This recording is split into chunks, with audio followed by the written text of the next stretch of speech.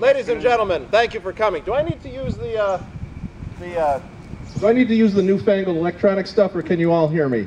You can hear me? Because I would just as soon orate as talk into one of these things. So if you can hear me like this, I'm happy to speak like this. Will this be all right? Okay, great. Great.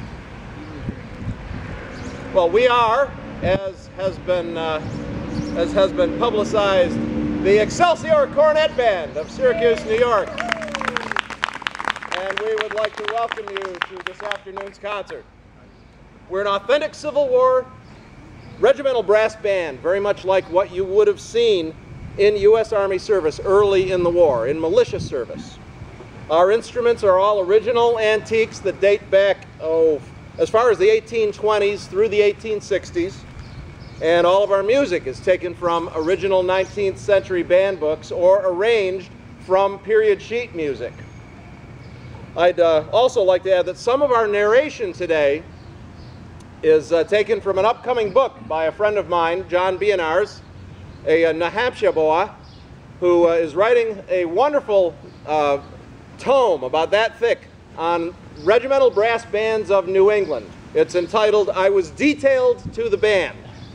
And it will have everything you want to know and twice as much as that you don't about New England regimental brass bands, including Maine bands. So I recommend picking it up once it hits the streets.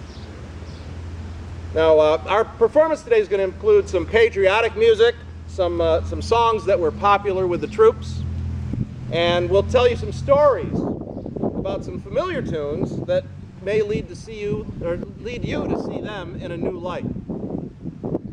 Our first selection was written during the War of 1812 by Francis Scott Key. For the music, he used the catchy melody of an old English drinking song entitled To Anacreon in Heaven, written by John Stafford Smith in the 1760s for the Anacreontic Society of England, which was a convivial gentlemen's amateur musician club. The Star-Spangled Banner became the best-known song of the Union, best-known patriotic song of the Union. Although for many years it competed with other tunes for the title of national anthem before it was officially adopted in 1931. Here's a story that I quote from the regimental history of the 5th Rhode Island Heavy Artillery about the raising of the U.S. flag after winning the Battle of Fort Macon, South Carolina in April 1862.